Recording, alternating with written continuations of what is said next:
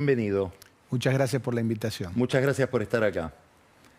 Yo lo invitaría a empezar esta conversación mirando una encuesta que publicó, es una encuesta muy específica de la Universidad de Itela. Ellos, como tienen el índice de confianza del gobierno, el índice de confianza, tiene un índice de confianza en la justicia. Es esta que vemos acá. Índice de confianza en la justicia, segundo semestre del 25, 54,2, subió, 52,4, perdón, es una suba de un 4,6% si lo medimos en porcentaje respecto del primer semestre del mismo año, de este año, y 4,9 puntos respecto del segundo semestre del 23. Es decir, subió 10% en 2 años. Hay que aclarar que sube desde una base pequeña. Digamos, hay 20% de la gente que dice la justicia es confiable, pero ese 20% se incrementó en los últimos 12 años en 10%. ¿Cómo se entiende? ¿Le resulta verosímil? Sí, porque siempre se mide de la misma manera. Esta encuesta mide de la misma manera, eso ya es una virtud en sí misma. Mire, en alguna ocasión yo he hablado en distintas ocasiones con presidentes de otros tribunales del mundo, diría, ¿no? En general, el índice de confianza en la justicia es bajo en todos los países del mundo.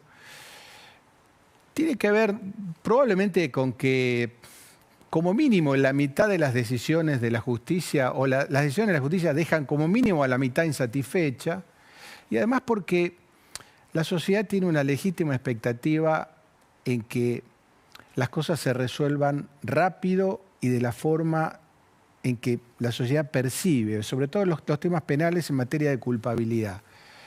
Y bueno, la justicia tiene otro ritmo, otro tiempo, otro procedimiento, es más lenta, es más aburrida, es mucho más aburrida que algunos episodios que hemos visto mediáticos que son como una novela por entregas que son realmente apasionantes, pero bueno, con menos responsabilidad en el cumplimiento de las formas y del debido proceso.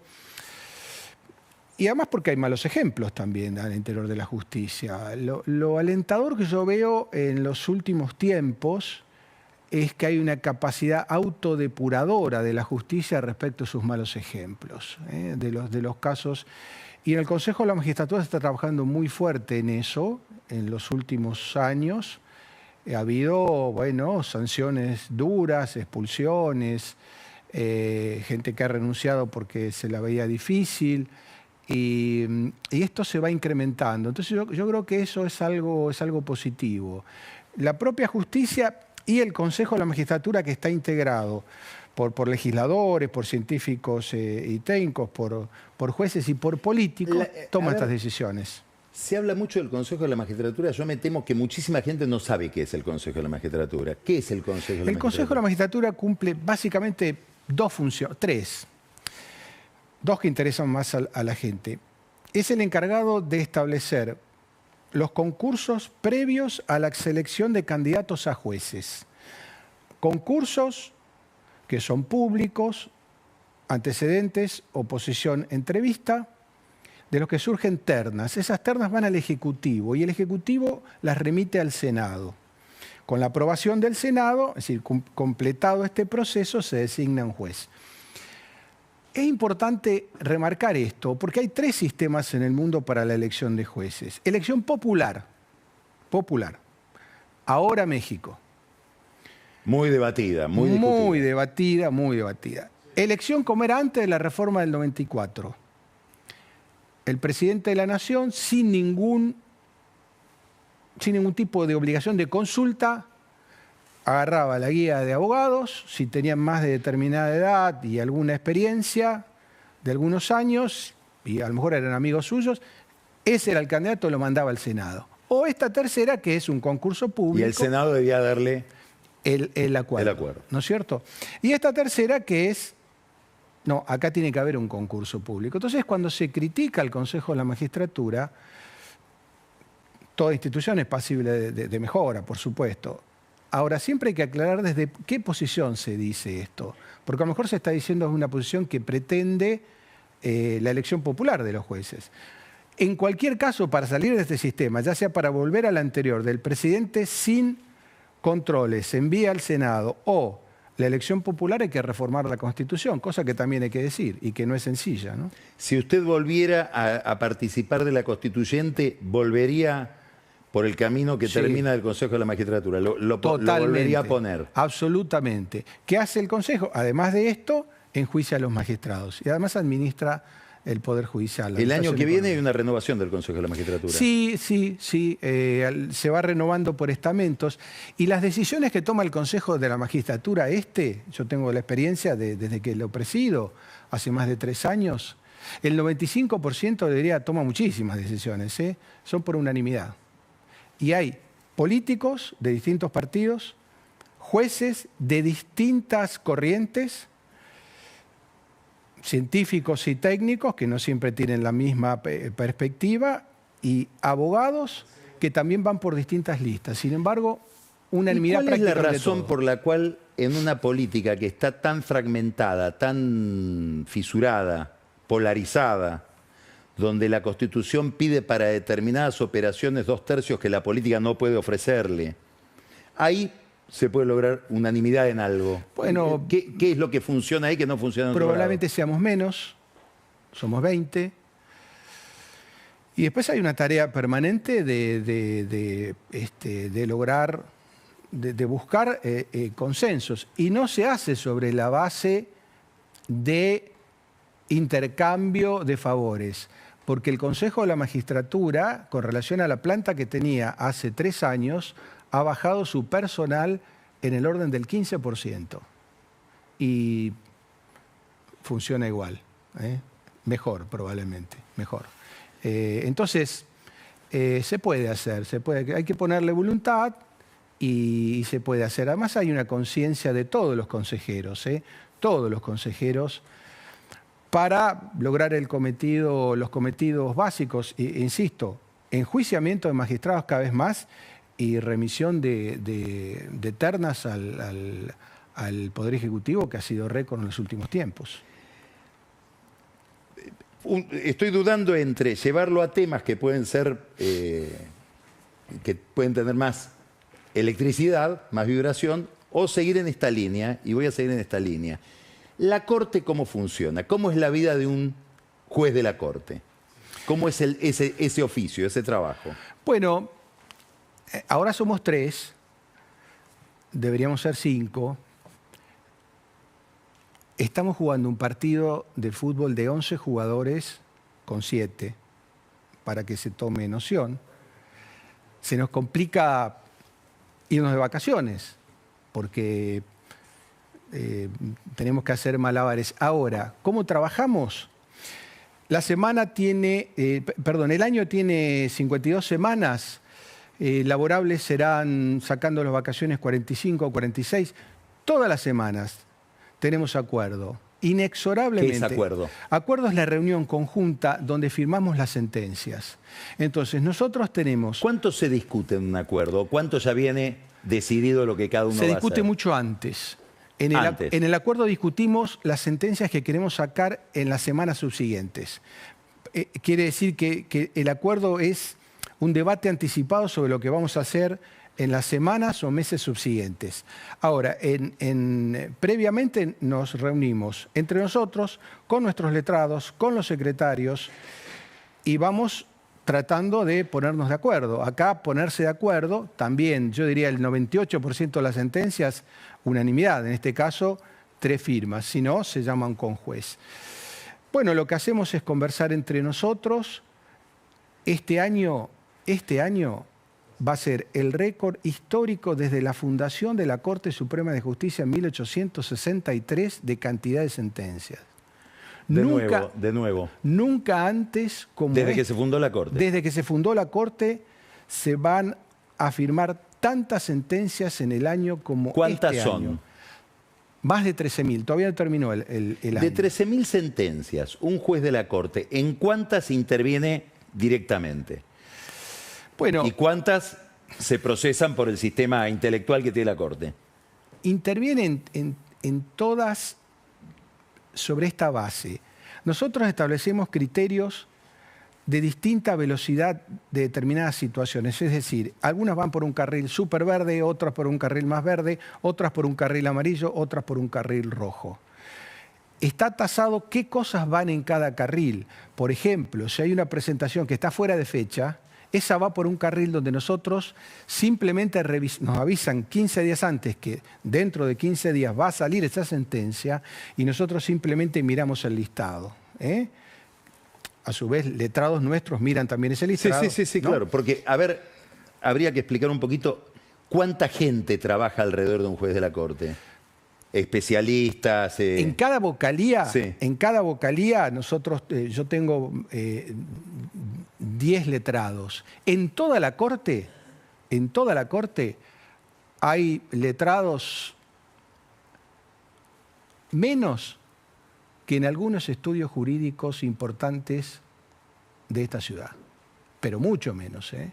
Es decir, en algunos estudios jurídicos importantes de esta ciudad hay 300 letrados. En la Corte hay bastante menos que esos. En total, en total. Entonces, viene un tema, es civil, es penal, va por un carril, porque hay distintas secretarías. En ese reparto, cada secretaría ve si va por el carril verde, por el carril rojo. Es la única forma de trabajar sin inteligencia artificial por ahora. Porque este reparto a lo mejor el día de mañana podría hacerse por inteligencia artificial. Pero la inteligencia artificial a veces delira y podemos tener ahí problemas. Sí. Después, cuando hay criterios... Se vio hace poco. Se vio hace poco. Cuando uno ve que hay decisiones o hay planteos que ya la Corte los resolvió de la misma manera, va por otro carril. Sigue el criterio de la Corte ya establecido. Con la experiencia que usted tiene como juez, que ya van muchos años, Sí. Desde el 16. Sí, 10 años. Casi 10 años. Sí. Y teniendo en cuenta los estudios que usted ha hecho sobre el sistema institucional de otros países, ¿cuál sería la Corte ideal? ¿Qué número? ¿Cuántos temas tocar por año? La Corte de Estados Unidos, por ejemplo, ¿cuántos temas trata por año? Menos de 100. Contra 13.000. Sí. Bueno, a ver, ¿cuál es la Corte ideal? Bueno, No es la de 3. No, esto es la opinión de Horacio Rosati. Sí. No comprometo a mis colegas. Sí, sí. ¿no es No, cierto? usted. 5 el número ideal, para mí, que es el número histórico de la Corte. ¿Por qué? Porque cada tema tiene que dar toda la vuelta por los ministros. Nos llega un expediente, sí. Entonces, si usted hace una Corte de 5, la mayoría es 3. Y todos intervienen, ¿eh? Es decir, que aunque los 3 primeros, siendo 5, estén de acuerdo, si el cuarto está en desacuerdo, vuelve el expediente porque alguno de los primeros 3 puede cambiar su criterio. Tiene que dar la vuelta obligatoriamente por los 5. Si usted hace una Corte de 7, la mayoría es 4, la vuelta es más larga, es como un planeta que gira, sí, una órbita más extensa. Más extensa. Si usted dice 9, 5. Entonces, para mí serían 5. ¿Y cuántos temas sería ideal que trate por año? Solamente aquellos en los que hay una cuestión estrictamente constitucional. ¿Y eso implicaría armar otra corte debajo de esta? No, esto implicaría que hubiera más casación, es decir, más plenarios en todos los fueros y no solo en penal como es hoy, sino en civil, en laboral, para que a partir de criterios uniformes, lo único que nosotros tengamos que revisar es ese criterio una sola vez. A nosotros nos hemos convertido casi en un tribunal de tercera instancia. Entonces, cuestiones de hecho y prueba, cuestiones procesales nos llegan. Y hay que verlas, porque aunque usted diga, le aplico un artículo que nosotros tenemos el artículo 280, no lo voy a considerar, ya lo vio antes para decir que no lo va a considerar. Lo único diferente es que no tiene que escribir el fallo, ¿no? En Estados Unidos dicen con anticipación qué temas vamos a tratar. La eutanasia, el aborto, cierto aspecto del derecho de propiedad, se reúnen. Es algo absolutamente distinto, tiene que ver con una sociología distinta. A nosotros, el abogado argentino es un abogado muy astuto, muy activo. ¿Les complica tanto la vida que sean 3 en vez de 5? La vida personal de trabajo e institucional, digamos, ¿no? A ver, yo conocí cortes de 5, 4 y 3, pero hablé mucho con Juan Carlos Maqueda, que estuvo en la de 9. A ver, hay una gran responsabilidad institucional acá. Si nosotros sabemos... ¿A qué nos obliga esto? Nos obliga a veces a compatibilizar para que salga un único fallo la redacción. A mí me complica un poco esto, porque yo redacto muchos fallos. Entonces, ¿cómo compatibilizo la redacción con otro colega? Y bueno, a veces sacando yo un párrafo o pidiéndole al colega que modifique. Eso lleva su tiempo y bueno, uno por ahí dice, yo hubiera dicho otras cosas. Y a eso nos obliga, ¿no es cierto? Después, el trabajo de estos últimos años se ha organizado mucho y muy bien, pero hay que decir que estamos al límite, por supuesto. ¿Usted la posibilidad de que se formen 2/3 para designar nuevos miembros de la Corte la ve muy lejos? Cuando mira la política. No debería. ¿Qué es posible? Con muy buenos candidatos no debería haber problema en conseguir 2/3, no. ¿Importa mucho, clave, la calidad de los candidatos? Me parece que sí. Por lo menos en este momento me parece que sí, que yo siempre apuesto mucho a la política, a una cierta madurez y candidatos sólidos, indiscutibles, hacen que el debate se circunscriba un poco más, ¿no es cierto? No se haga tan amplio. Ahora viene un proceso de muchas reformas. Sí. Que supuestamente el Senado, el Congreso va a tratar y probablemente aprobar. Le quiero hacer varias preguntas sobre eso. Una general, usted tiene la idea y dio conferencias sobre este tema, que es que hay un programa económico dentro de la Constitución. Sí. A la luz de lo que usted ve que se debata en el país, ¿cuánta distancia hay entre lo que se está debatiendo y el programa de la Constitución? Bueno, o si pudiéramos decirlo más sencillo, ¿cuáles son los criterios del programa de la Constitución? Bueno, el programa de la Constitución es el siguiente. La Constitución tiene un programa de la relación entre la sociedad y el Estado y un programa de la relación entre el Estado y la economía, el Estado y el mercado. Es muy claro esto. Si tuviéramos que buscar un artículo paradigmático de lo primero, sociedad, Estado, es decir, libertad, autonomía, el artículo 19. Es decir, las acciones privadas de los hombres que no ofendan a la moral pública, al orden y comprometan a terceros, están exentas de la autoridad de los magistrados, solo reservadas a Dios. Nadie está obligado a hacer lo que la ley no manda ni privado de lo que ella no prohíbe. Pocas veces en 8 renglones se ha dicho algo tan sabio. Es decir, una gran defensa de la autonomía de la persona frente al Estado, una constitución liberal. Exactamente. La relación Estado y mercado ha tenido modificaciones en el tiempo. Era extremadamente liberal, digamos, extremadamente liberal. También Alberdi, en el actual artículo 75, inciso 18, decía el Estado debe ayudar con préstamos, con estímulos. No era ausente total. No, fundamentalmente porque había que dotar de infraestructura. Entonces había que hacer puertos, canalizar ríos, hacer ferrocarriles, y para que viniera el capital había que darle incentivos. Ese es el programa de Alberdi. Bueno, pilares en la relación Estado y mercado, propiedad privada, inviolable, artículo 17. Iniciativa particular también. La iniciativa particular como motor. Eso no significa que no haya Estado. Y competencia. Pero la competencia, dice el artículo 42, que se agregó en la reforma del 94, hay que defenderla. No se defiende sola. El mercado no defiende sola su competencia. Entonces el Estado debe intervenir. Garantizarla. Debe garantizarla. Es decir, ese es el programa que admite, porque la Constitución, para regir tanto tiempo, tiene una textura amplia. Es decir, no regula todo, sino que tiene criterios generales. Por eso pueden convivir un gobierno más intervencionista, un gobierno menos intervencionista, ¿no es cierto? Todo puede compaginarse. Después hay que ver la letra fina de cada ley para ver hasta qué punto choca o no choca con la Constitución. A veces cuando se mira el gobierno en un sentido amplio de la palabra, se mira al Ejecutivo, al Legislativo, no se mira a la justicia. En el equipo de Sturzenegger, y tal vez el propio Sturzenegger, no lo sé, pero me llega la idea de que ellos dicen el refugio de la casta es la justicia.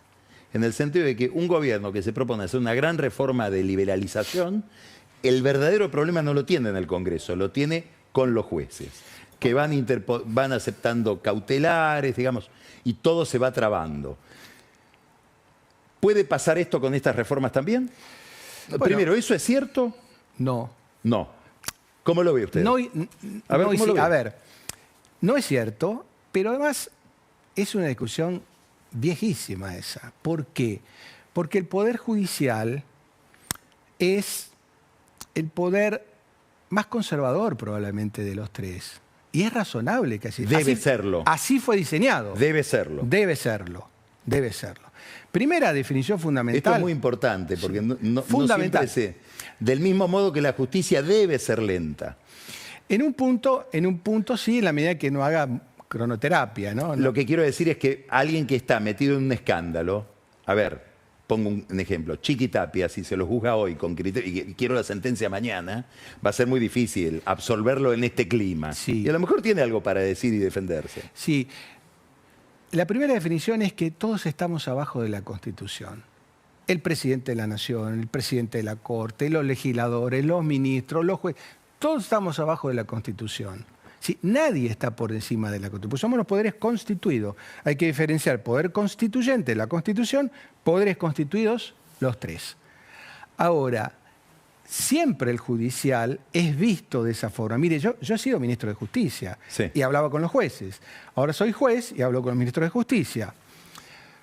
Esa incomprensión entre el juez y el político siempre está. El político quiere los cambios rápidos y está bien, viene con ese impulso, es elegido por la gente sobre la base de un programa de gobierno que más o menos explica o más o menos lo tiene en la cabeza, quiere la reforma ya.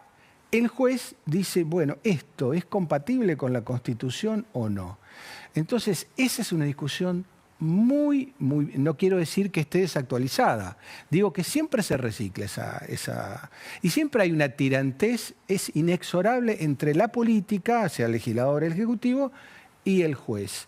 Ahora, está en el juez, y sobre todo el juez de la Corte es un tribunal muy especial, tener la suficiente perspicacia para ver hasta qué punto puede ser elástica la Constitución y en qué punto se corta.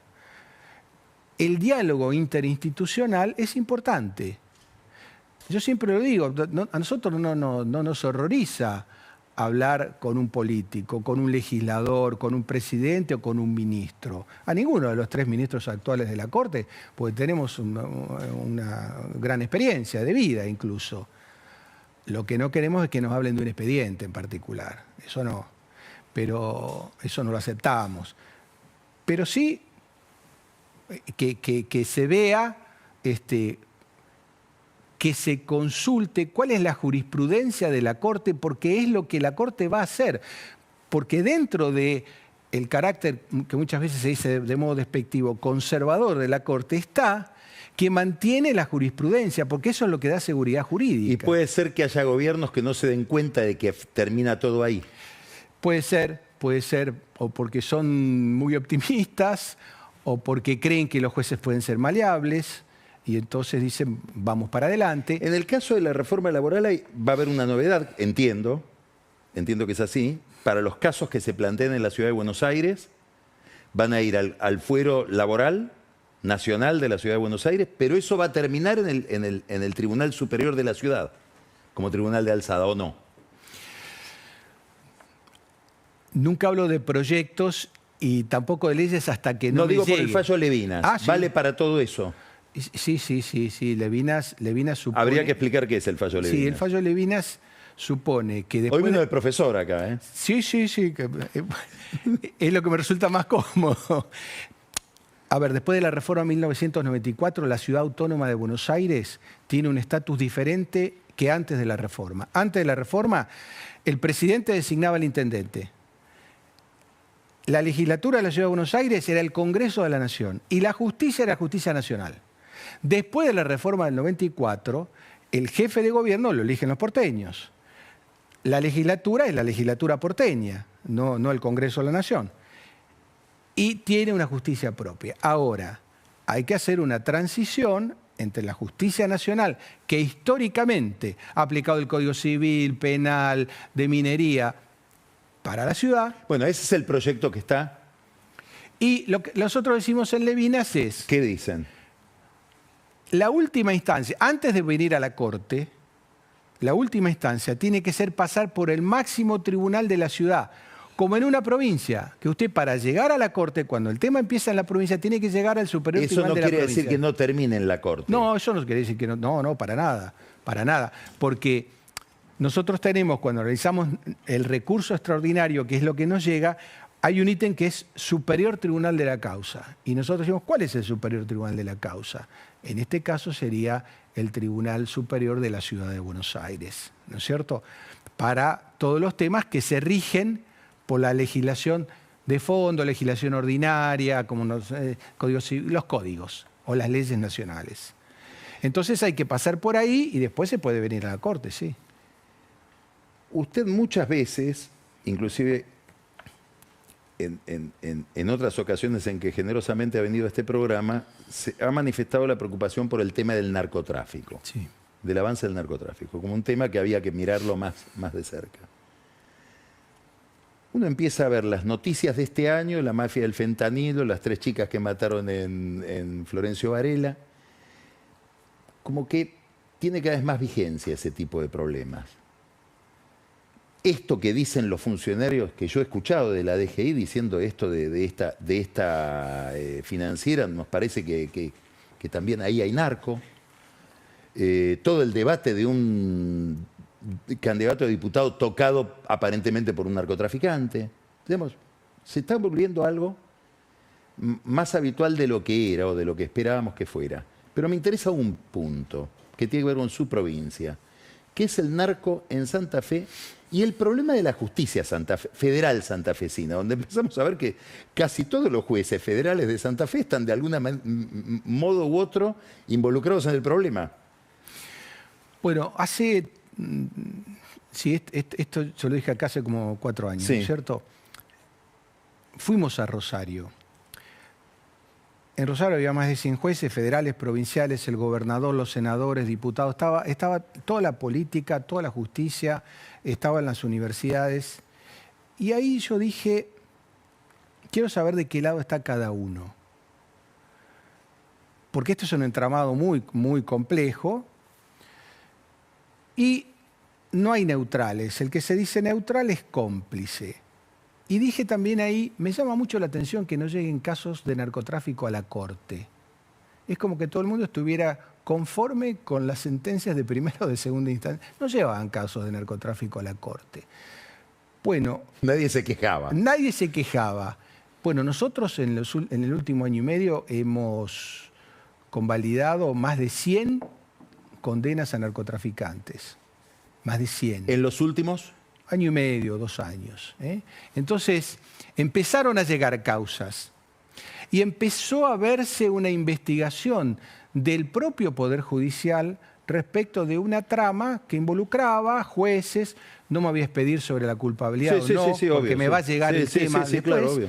Pero empezó a verse, y a mí lo que me gusta es eso, que se ponga el reflector. Porque ahí, empresariado, algunos decían medios de comunicación, eventualmente jueces, una trama, porque el tema no es detectar, ¿con alguna protección desde afuera de la provincia? probablemente sí, y con una política que tenía que, con mucha firmeza, decir, yo a esto lo voy a combatir hasta el final. La situación dista de ser la óptima, pero ha mejorado. Eso lo dicen todos los actores en la provincia de Santa Fe. La situación ha mejorado. Falta mucho más, porque el tema del narcotráfico es básicamente el tema del lavado. Porque el narcotráfico, es decir, ¿dónde se fabrica, dónde se trafica? Usted con un dron lo puede sacar. Rosario es grande, pero ahí no está. El tema es después, el dinero, la trazabilidad. Y ahí nosotros dijimos hace un tiempo que el crimen estaba organizado y el Estado para combatir con sus distintos niveles el narcotráfico estaba desorganizado. Hoy está mejor, hoy está sustantivamente mejor. Y hay fiscales provinciales, federales y jueces, de los pocos que hay en Santa Fe, porque Santa Fe tiene la mitad de su planta de jueces vacante. Es decir, una provincia que necesita mucho los jueces. Y la mitad, el 50%. Santa Fe tiene... Provincia. La mitad... La mitad vacante. O sea, que la mitad está en ese listado que enviará el Ejecutivo, supongo yo, en las próximas semanas, para cubrir. Entonces, ahí estamos en desventaja. Y además, con algunos problemas internos, que el propio Poder Judicial está poniéndole el reflector. Influyentes, operadores, ciertos servicios de, no quiero llamar inteligencia porque sería utilizar la palabra inteligencia, servicios de información, todo mezclado ahí, toda una cosa muy turbia, que se está investigando, ¿no? Y en Deberíamos profundidad. Seguir mucho tiempo más. Le quiero hacer la última pregunta. Meterse a esta altura con este trabajo, etcétera, a estudiar filosofía, ¿qué le suma? Mucho. ¿Por qué? Porque me permite mantener una mirada un poco más profunda sobre los temas. Y además mi tema de tesis... ¿Cuál es? Es el tema de la justicia transicional en la Argentina, que me toca de cerca porque yo también estoy en ese tema. Es una mirada moral sobre el paso transicional desde el último gobierno militar al gobierno de Alfonsín y lo que vino después. ¿Qué rendición de cuentas desde el punto de vista moral hizo, por eso filosofía y no derecho, hizo la sociedad argentina respecto de lo que pasó antes? Antes pasábamos del facto al jure y no había rendición de cuentas alguna, había impunidad. Después de Alfonsín empezó un proceso distinto, que después continuó con el gobierno de Kirchner y, de otra forma y se intensificó, etc. Entonces yo estoy analizando si hubo una moral dominante kantiana, extremadamente exigente, si hubo una cuestión a lo Bentham, digamos, utilitarista, hago lo que puedo, lo mejor que puedo dentro de lo que puedo, o hubo una cosa más, una mirada más prudencial, más aristotélica, o si fuimos haciendo lo que fuimos haciendo como pudimos, ¿no? Sin tanto concepto. Sin tanto concepto, o arrancamos con un concepto y después el contexto. Hace poquito conmemoramos y homenajeamos a los jueces. Exactamente, a los jueces que juzgaron a la Junta. Fue un paso gigantesco para moralizar en la política y para empezar a rendir cuentas con el pasado. Una rendición de cuentas que los jueces la tenemos que tener en cuenta no solamente desde la perspectiva política, el facto del jure, sino desde la perspectiva de la corrupción, que también eso ha cambiado mucho en la Argentina. Ahí no hay tolerancia, no solo social, sino institucional, que antes la había. Porque a mí que no me digan que antes no había corrupción, lo que no había era condenas. Y ahora esto me parece que cambió mucho en los últimos años y tal vez esto pueda explicar un poco el mejoramiento de la imagen de la justicia. Muchísimas gracias, doctor. Insisto, tendríamos que quedarnos charlando un rato más, pero esto es televisión. Muchas gracias. Gracias a usted. Muy amable de venir aquí. Vamos a un corte y recibimos ahora a Daniel Vilota, que nos trae un micro experimento que está sucediendo en el Consejo Deliberante de La Matanza, pero encierra algunas claves de lo que va a pasar con el oficialismo en el futuro en la provincia de Buenos Aires. Y Pancho Olivera, el tema del negocio con el dólar oficial, del dólar blue, las trampas dentro del Banco Central en la anterior administración. Ya volvemos.